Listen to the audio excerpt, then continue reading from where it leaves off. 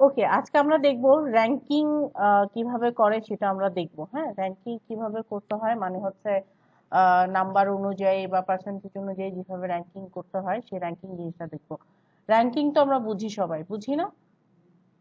মানে সিরিয়াল অনুযায়ী যে নাম্বার বসানো হয় বা কত না পর্যন্ত কত নাম্বার পজিশনে আছে বা কিসে আছে, সেটা র্যাঙ্কিংটা আমরা আজকে দেখবো। তো র্যাঙ্কিংটা দেখার জন্য দেখেন, আপনাদের বেসিক একটা শীট আমি আপনাদেরকে দেখাই। যে ধরেন আপনি একটা ডাটা আপনার কাছে এই ধরনের আছে, একটা স্কুলের কোনো একটা ডাটা আপনার কাছে, ধরেন এরকম একটা ডাটা আপনার কাছে আছে। তো সে হচ্ছে এরকম ওই ক্লাসরুমে ধরেন হচ্ছে এরকম নাম্বার আসছে, বিভিন্ন জনের এরকম ধরনের নাম্বার আসছে। টোটালটা আমরা সবাই বের করতে জানি, তাই না? সেটা আমরা ফর্মুলা দিয়েও জানি, ম্যানুয়ালিও জানি কিভাবে করতে হয়। এভারেজটাও আমরা বের করা শিখছি, শিখছি না? ওকে। কিন্তু আমাদের আজকে নতুন জিনিসটা কি? র্যাঙ্কিংটা শেখা, তাই না? আমরা কি এই যে নাম্বারটা ওরা পাইছে, এই নাম্বার অনুযায়ী ওদেরকে আমরা র্যাঙ্কিং করব, তাই না? কিন্তু দেখেন, আমার এভারেজ আমরা যেভাবে নর্মালি শিখছি, এভারেজ আমরা নর্মালি কিভাবে শিখছি যে সবগুলো নাম্বারকে যোগ করার পরে টোটালটাকে দিয়ে ভাগ করব, তাই না? এটাই তো আমরা নর্মালি এভারেজটা শিখছি, বা ফর্মুলার ক্ষেত্রেও আমরা সেম ভাবেই কাজ করছি। কিন্তু ধরেন আপনার যদি এভারেজের ক্ষেত্রে কিছু দুই একটা ধরেন এরকম লেটার থাকে মাঝখানে, তখন কি করবেন? ধরেন আপনি যদি এই নাম্বারটাকে ধরে এভারেজ বের করতে যান, পুরা এই রোটাকে ধরে যদি আপনি এভারেজ বের করতে যান, সে এই তিনটা সংখ্যাকে ভাগ করবে। এটাকে কি সেই সংখ্যা হিসেবে নিবে? এটা কি সংখ্যা? এটা তো সংখ্যা না, এটা একটা লেটার। এটাতে কি হয়েছে, সে অ্যাবসেন্ট ছিল, এবি, এই জন্য এবি, তাই না? তো এই জিনিসগুলাই আজকে আমরা ডিটেইলে দেখবো। ফার্স্টে হচ্ছে আমরা কি করব, টোটাল দিব, তাই না? টোটালটা বের করব। টোটাল আমরা কিভাবে বের করা শিখছিলাম? ইকুয়াল দিয়ে সাম দিলাম, ফার্স্ট ব্র্যাকেট ওপেন করলাম, তারপর হচ্ছে এই সেলগুলাকে সিলেক্ট করে ব্র্যাকেট ক্লোজ করে এন্টার দিয়ে দিলাম। আমার টোটালটা বের হয়ে গেছে, তাই না? দেখেন, টোটালটা আমার বের হয়ে গেছে না? এখন আমরা এভারেজ বের করতাম কিভাবে? এভারেজ বের করতাম হচ্ছে কিভাবে, ইকুয়াল দিয়ে, সরি, ইকুয়াল ইকুয়াল দিয়ে ধরেন হচ্ছে আমরা এটাকে সিলেক্ট করে 2 দিয়ে ভাগ করে দেন হচ্ছে গিয়ে আমরা এভারেজের যে ইয়াটা আছে সেটা আমরা বের করতাম। কিন্তু আপনার যদি দেখেন এইরকম ওয়ার্ড থাকে মাঝখানে, সেক্ষেত্রে আপনি কি করবেন? সেই ক্ষেত্রে আপনার একটু চ্যালেঞ্জ না এখানে? কারণ হচ্ছে আপনি যখন সবগুলা ঘরকে সিলেক্ট করবেন, তখন এই লেটার ছাড়া বাকিগুলোকে সে সিলেক্ট করবে, বাকিগুলোকে সিলেক্ট করে যোগ করবে, দেন টোটালকে দিয়ে সে ভাগ করবে। রেজাল্ট কিন্তু এক্সাক্ট আসবে না। যেমন আমি যদি একটা এক্সাম্পল দেখাই আপনাদেরকে, যেমন দেখেন এখানে এভারেজ রেজাল্টটা কি আছে, আমি একটা ইনসার্ট করে আপনাদেরকে দেখাই। যে আমি হচ্ছে এভারেজ এই ফর্মুলাটা নিলাম, নিয়ে সবগুলা সেলকে সিলেক্ট করলাম, ব্র্যাকেট ক্লোজ করলাম, এন্টার দিলাম। দেখেন, নর্মাল প্রসেস তো আমার এটাই, তাই না?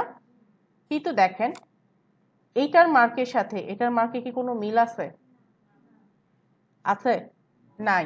কারণ হচ্ছে কি, দেখেন এখানে হচ্ছে সে কিভাবে কাউন্ট করছে, এই লেটারটা সহ, বুঝতে পারছি? এই লেটারটা সহ, এখানে এই লেটারটা ছাড়া কাউন্ট করছে। কেন করছে বলেন তো? কোনো আইডিয়া?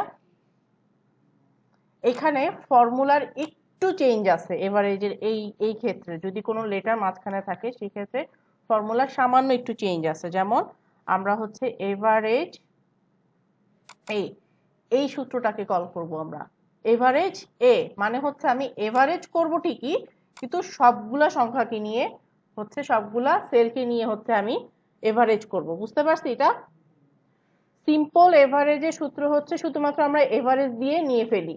আর এভারেজ এই দিলে কি হবে, পুরাটা নেওয়া হবে না, সে হচ্ছে লেটার সহ যে সেলগুলো আছে সেই সেলগুলোকে সে সিলেক্ট করে নিয়ে দেন হচ্ছে কি করবে, এভারেজ করে নিবে।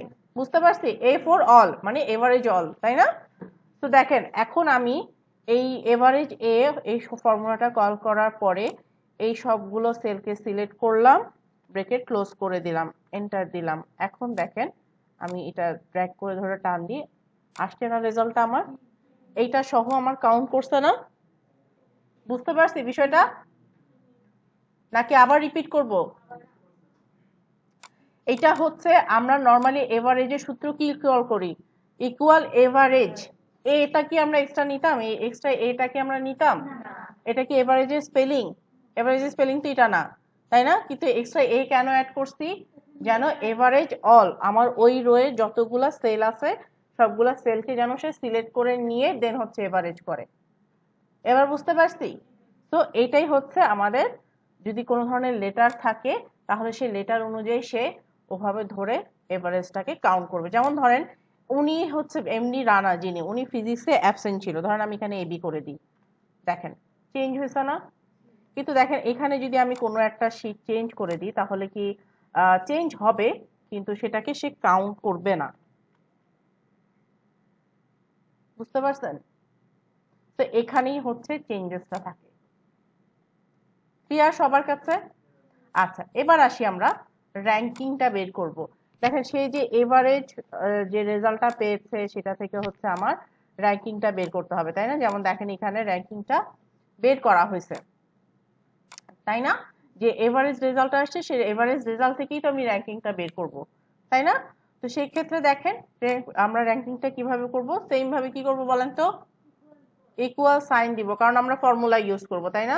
র্যাঙ্কিং বের করার জন্য কি ফর্মুলা ইউজ করব? Rank formula. তো আমরা কি টাইপ করব? র্যাঙ্ক টাইপ করলাম। আচ্ছা, এবার হচ্ছে আমরা ফার্স্ট ব্র্যাকেট দিলাম।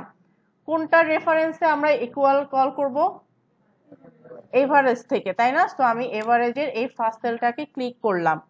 এরপর হচ্ছে কি দিব বলেন তো? আচ্ছা, এখন আবার ফার্স্ট থেকে করে এটা ইকুয়াল সাইন কল করলাম, র্যাঙ্ক কল করলাম, ফার্স্ট ব্র্যাকেট দিলাম। কোনটা নিব রেফারেন্স? এভারেজের ফার্স্ট সেলটাকে আমরা সিলেক্ট করলাম, এরপর কমা দিলাম।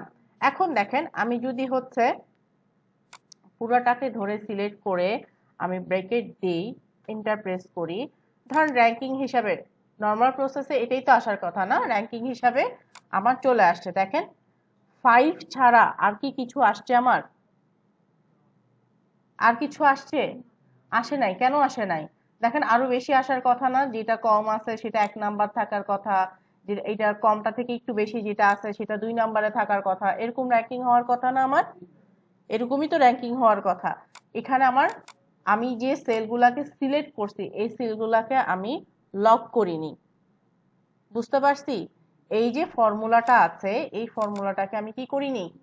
লক করিনি। লক করে দিব। আমরা কি করব? এইটুক পোর্শনটাকে সিলেক্ট করব। কোন পোর্শনটা এটা? এবারে যে ফুল কলামটা, তাই না? এই পোর্শনটাকে আমরা সিলেক্ট করলাম, সিলেক্ট করে কিবোর্ড থেকে F4 মানে হচ্ছে ফাংশন 4 কিটাকে প্রেস করব। বুঝতে পারছি? F4 ফাংশনটাকে কিটাকে প্রেস করব, এন্টার দিয়ে দিব। এখন আমরা এই যে কর্নার থেকে ড্র্যাগ করে টান দিই, দেখেন র্যাঙ্কিং অনুযায়ী বসে গেছে না এখন? বুঝতে পারছি? র্যাঙ্কিং অনুযায়ী আমার কি বসার কথা? সর্বোচ্চ হাইস্ট যে নাম্বারটা সেটা আমার 1 নাম্বার থাকবে, 2 নাম্বার কি থাকবে তার থেকে একটু কম যেটা সেটা 2 নাম্বারে থাকবে, 3 নাম্বারে কোনটা থাকবে তার থেকে আরো একটু কম যেটা সেটা 3 নাম্বার থাকবে। এরকম র্যাঙ্কিং হওয়ার কথা না আমার? এখন কি হয়েছে সেটা? অবশ্যই হয়েছে, কারণ দেখেন সর্বোচ্চ বড় সংখ্যা কোনটা? 76, সেটা র্যাঙ্ক কত? 1। এরপর একটু কম কত? 73, সেটা র্যাঙ্ক কত? 2। ক্লিয়ার বিষয়টা? আবার দেখাবো? আচ্ছা, জিনিসটা আবার দেখাই, একটু মনোযোগ দিয়ে দেখেন। আমরা র্যাঙ্কিং এর যে নিয়মটা আমরা সেই অনুযায়ী আমরা হচ্ছে কি করব? র্যাঙ্কিং এর ফর্মুলাটাকে কল করব। তো ফর্মুলা কল করার প্রথম নিয়ম কি? ইকুয়াল সাইন ইউজ করব। র্যাঙ্কিং যেহেতু বের করব র্যাঙ্কিং এর ফর্মুলাটাকে ইউজ করব, তাই না? এরপর কি? ফার্স্ট ব্র্যাকেট ইউজ করব। এরপর আমার রেফারেন্স সেল কোনটা? এভারেজ, তাই না? এভারেজ থেকে বের করব না আমরা? তো ফার্স্টের সেলটাকে আমরা সিলেক্ট করছি। ক্লিয়ার? ফার্স্টের সেলটাকে সিলেক্ট করে কমা দিলাম। এরপর এভারেজে পুরোটা সেলকে আমরা সিলেক্ট করলাম, সিলেক্ট করে ব্র্যাকেট ক্লোজ করে দিলাম। এরপরে কি করব? এই যে আমার এই সেলগুলোকে আমরা সিলেক্ট করছি এটাকে আমার লক করে দিতে হবে না? ওকে, লক করব কি দিয়ে? F4 দিয়ে প্রেস করে, তাই না? এরপর এন্টার। দেখেন ড্র্যাগ করলাম, সবগুলা চলে আসলো। ক্লিয়ার সবার কাছে? আচ্ছা, আশা করি আপনারা সবাই করতে পারবেন, জিনিসটাকে একটু প্র্যাকটিস করেন।